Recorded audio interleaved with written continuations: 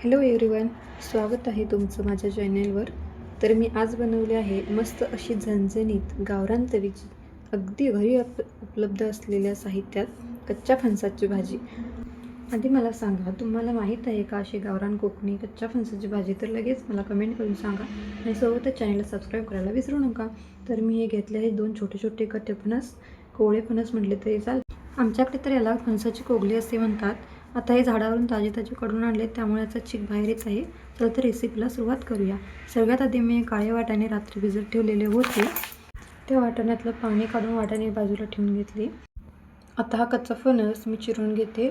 खूप घट्ट आहे चिरताना. मला हा चॉपिंग बोर्डवर चिरायला काय जमेना, म्हणून मी असाच कापून घेते. शक्यतो हा कच्चा फणस कापायला विळती किंवा मग खुरपं वापरतात, पण आता हा फणस मी चाकूनेच कापून घेते. पहिला आडवा फणस सोडून अर्धा कापून घ्यायचा आणि मग त्या अर्ध्या कापलेल्याचा अर्धा, मग त्याचा अर्धा असा कापून घ्यायचा. आता साधारण या एका कच्च्या फणसाचे छोटे छोटे 8 भाग मी कापून घेते. ते बघा कसे कापून घेते. जसं भाजी करायला मला कच्चा फणस हवा होता तसाच भेटलाय. म्हणजे बघा, यात छोटे छोटे गरे बनत आहेत फणसाचे. हा कच्चा फणस खूप मोठा पण नाही आणि खूप छोटा पण नाही. कसं आहे, खूप छोटा फणस घेतला की त्याची भाजी होते छान, पण त्याचे काटे निघत नाहीत. ते मी सांगेन नंतर तुम्हाला. आता हा फणस कापून झाला आहे. याचा चीक माझ्या किचनच्या फरशीवर पण लागला आहे आणि माझ्या हात लागलेला चीक तेल लावला की निघून जातो. आता मी घेतला मोठा कुकर. यात थोडं पाणी घातले. आता हा कापलेला फणस टाकूयात. सोबतच मी आणखी थोडं पाणी घालते आणि शिजवलेले वाटाणे पण त्यावर ठेवून घेते, म्हणजे दोन्ही शिजून येईल. आता कुकर फुल फ्लेमवरती ठेवून याच्या 4 शिट्ट्या करून घेते. आता कुकरच्या 4 शिट्ट्या झाल्यात. कुकर उघडून मी आता हे वाटाणे पण माझे शिजलेत आणि भाजी पण छान शिजलेली आहे. आता ही भाजी शिजलेली मी एका कढईत काढून घेतली सगळी. आता या कढईत मी थोडं थंड पाणी ओतून घेते, जेणेकरून भाजी जराशी थंड होईल, मला सोलताना भाजणार नाही. ही भाजी करायची पद्धत मी माझ्या आजीकडून शिकली. आमच्यात पूर्वीपासून अशा पद्धतीनेच भाजी बनवत आली आहेत. आता फणसाचे काटे काढून घेते. फणसाचे काटे त्या फणसाच्या गर्भापासून वेगळे करून घेतले. फणस शिजल्यावर असं हाताने काटे निघतात. आता मला फणस भाजीसाठी योग्य असा भेटला, म्हणजे लई छोटा पण नाही, लई मोठा पण नाही. त्यामुळे शिजल्यावर ह्याचे काटे सहज निघून जातात. त्याला दुसरं काही करायची गरज नाही. खूप जणींना वाटते की फणसाची भाजी बनवताना खूप किचकट प्रोसेस करायला लागते. ती किचकट प्रोसेस म्हणजे हीच आहे की शिजवल्यानंतर हे फणसाचे काटे काढायचे. काही वेळा असं होतं की फणसाचे काटे निघत नाहीत, मग त्याला चाकूने कापून घ्यायला लागतं. काही वेळेला फणस शिजवायच्या आधी कच्चा असतानाच त्याचे काटे चाकूने कापून घेतात. जर हाताने काटे काढता येत नसतील तर आपण चाकूनेही कापून काढू शकतो. हे बघा, असं चाकूनं काटे काढून घ्यायचे. शिजल्यावर हे पटापटा निघून जातं, पण कच्च्या फणसाचे चाकूने काटे काढताना थोडंसं कसरत करावी लागते, पण शिजल्यानंतर सुलभ निघून जातात. पण हा माझा फणस जरा मोठा असल्यामुळे मी हातानेच काटे काढून घेणार आहे. आता माझे काटे काढून झालेत. आता हे मधला चिकाचा गंडका म्हणून असतो फणसाच्या आतमध्ये, तो आपल्याला भाजीत घ्यायचा नाही, म्हणून मी चाकूने सगळा गणका काढून घेणार आहे. जर हा गणका असंच ठेवला तर भाजी किचकिचीत लागते, सॉफ्ट होत नाही, म्हणून मी सगळाच गणका पूर्ण काढून घेतलेला आहे. आता या सगळ्याचेच मी काटे पण काढून घेते आणि हा गणका पण काढून घेते. काटे लवकर निघाले, त्यामुळे भाजी करणं खूप सोपं झालं. मी ज्या पद्धतीने भाजी बनवत आहे ती तर मला वाटते पूर्वी अशाच बायका बनवायच्या. माझ्या हे अजून सांगते की कोणताच मसाला नाही, कोणतेच वाटण नाही, फक्त घरच्या साहित्यात बनवलेली ही फणसाची भाजी खरी चव आणते. पण मी पाहिलं खूप वेळा आधुनिक पद्धतीने ही भाजी खूप वेगवेगळ्या पद्धतीने बनवली जाते. पण असो, मला जशी भाजी बनवता येते तशी मी बनवली आहे. आता हा फणस मी किसून घेते. यात जे फणसाचे गरे आहेत ते बघा, यामुळे या फणसाच्या भाजीला खरी चव येते. हे बघा, हे छोटे छोटे गरे धरलेले आहेत फणसात, याचमुळे भाजीला मस्त अशी चव येते. म्हणून मध्यम आकाराचा फणस भाजीला निवडला. प्रत्येक गोष्टीला काहीतरी पद्धत असते, स्टेप असते.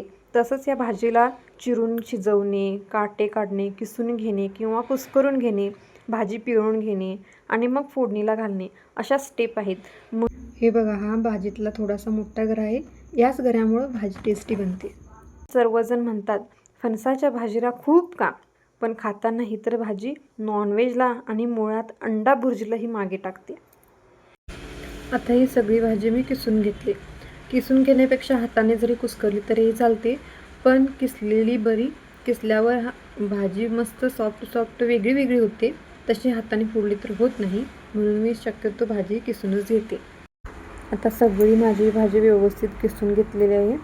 आता ही भाजी मी पिळून घेते. जशी आंबाड्याची भाजी पिळून घेते तसेच पिळताना दोन्ही हातातून बाहेर भाजी न येता फक्त सगळं पाणी बाहेर येईल अशी पिळून घ्यायची. भाजी पिळून घेणं हा या भाजीचा महत्त्वाचा मुद्दा आहे, कारण भाजीत जराही पाणी शिल्लक ठेवायचं नाही. जर भाजीत पाणी तसंच राहिलं तर त्या भाजीतला चिकही आणि शिजवताना भाजीत आतमध्ये शिरलेलं पाणीही, त्यामुळे भाजी कचकचीत लागण्याचं प्रमाण होतं. त्यामुळे भाजीत पाणी शिल्लक ठेवायचं नाही.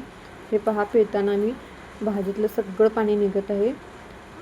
हे बघा, भरपूर पाणी निघते. आता असं पिळून घ्यायचं मस्त असं पाणी. बघा किती भाजीत राहिलं आहे, एवढं सगळं पाणी काढून घ्यायचं आहे आपल्याला.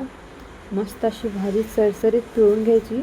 हे बघा, एवढं पाणी निघले आता आम्ही भाजी पिळून काढल्यानंतर. आता ही भाजी पिळून झालेली आहे. आता यात हाताने जर असं कुस्करून घेते, म्हणजे आपल्याला भाजी फोडणीसाठी तयार आहे. आता भाजीसाठी मी 4 मोठे कांदे बारीक चिरून घेतलेले आहेत. भरपूर बारीक चिरलेली कोथिंबीर आणि सोबतच हे शिजवलेले काळे वाटाणे मी आधी रात्री भिजत घातले होते आणि फणसासोबत 4 शिट्टी शिजवून घेतले. आता कढई गरम करत ठेवले.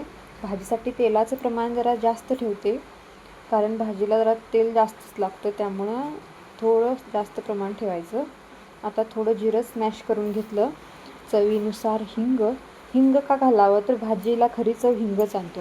माझ्या माहितीनुसार तरी ठराविक पदार्थात हिंग वापरला जातो. त्यातला एक पदार्थ म्हणजे फणसाची भाजी. आता कांदा टाकून घेतला, छान परतून घेतला. हे बघा, कांदा असा लालसर होईपर्यंत भाजून घ्यायचा, जास्त करपू द्यायचा नाही. यानंतर मी घेतले 1 चमचा गरम मसाला, 1 चमचा धना पावडर, गरजेनुसार मी तर हळद घालत आहे. त्यानंतर चवीनुसार मीठ आत्ताच टाकून घ्यायचं, जेणेकरून सगळ्या भाजीला व्यवस्थित लागेल. त्यानंतर घरची चटणी 2 ते 3 चमचे. तुम्हाला हवी तशी तुम्ही कमी जास्त करू शकता. आता मी माझ्या पद्धतीनुसार घेतलेली आहे.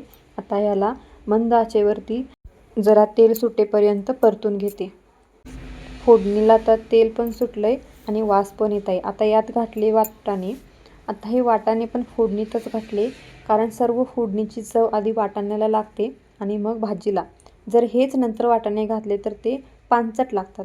फोडणीत वाटाणे मुरले की भाजीलाही सर्वत्र फोडणीची चव येते. वाटाणे फोडणीला तेल सोडेपर्यंत मंद गॅसवर परतून घेतले आणि आता परत यात घातली सुटसुटीत करून घेतलेली फणसाची भाजी. आता मध्यम गॅसवर ह्या भाजीला सारखं परतून घेतलं, जेणेकरून एकजीव होईल. भाजीत मी काळे वाटाणे वापरलेत. पांढरे वाटाणे, हिरवे वाटाणे, हरभरा, तूर, हक्का मसूर किंवा मग कडधान्य विरहित भाजी बनवली तरी चालते, किंवा तुमच्या आवडीनुसार भाजीत कडधान्य वापरा. भाजी बनवायला थोडा वेळ लागतो. पूर्ण भाजी गरम होईपर्यंत हलवून घ्यायचं. वरून कोथिंबीर पण टाकून घेतली. आता फणसाचे 2 प्रकार असतात, एक कापा फणस आणि एक बिळबिट फणस. त्यात आपल्याला भाजीसाठी वापरायचा आहे बिळबिट असणारा फणस. मी पण बिळबिट असणाऱ्या फणसाचीच भाजी बनवली आहे. भाजीसाठी हा फणसच उत्कृष्ट चवीचा असतो, म्हणून मी ही बिळबिट फणसच निवडला आहे भाजीसाठी. आता भाजी छान गरम झाली आहे. भाजीला स्ट्रक्चर बघा किती छान आलं आहे. कांदा, वाटाणे, फणस भाजी, मसाल्यात एकजीव झाले सगळं. आता मस्त भाजी दिसायला लागली. घरभर वाससुद्धा छान सुटलो आहे. आता आपली भाजी रेडी झालेली आहे. आता मी भाजी एका प्लेटमध्ये छानपैकी अशी काढून घेते. म्हणतात ना, ज्या सीझनमध्ये जे मिळतं ते खावावं. आता ही फणसाची भाजी काय वर्षभरात कधी पण खातो म्हटलो तर मिळत नाही. हाच खरा सीझन आहे भाजी खायचा. मग सोडावा का? नाही सोडायचा. मी तर म्हणते, ज्याला आवडतं त्यानं मन भरून खावं आणि ज्यांनी खाल्ली नसेल तर त्यांनी एकदा खाऊन बघावं. ऑल टाईम फेवरेट बनेल ही भाजी.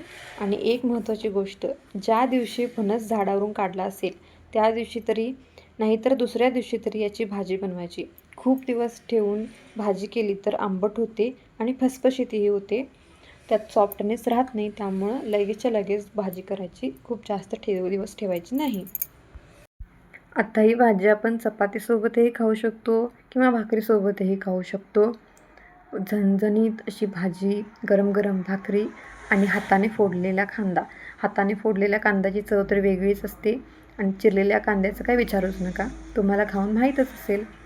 आता मी फणसाची भाजी गरम गरम भाकरी आणि कांद्यासोबत सर्व केलेली आहे. तर तुम्हाला ही फणसाची भाजी कशी वाटली मला नक्की कमेंट करून सांगा. आणि माझ्या चॅनलला अजूनही सबस्क्राईब केला नसेल तर लगेच सबस्क्राईब करा आणि बेल आयकॉन दाबायला विसरू नका. चला तर मग भेटूया अशा नवीन झणझणीत रेसिपीसोबत. बाय.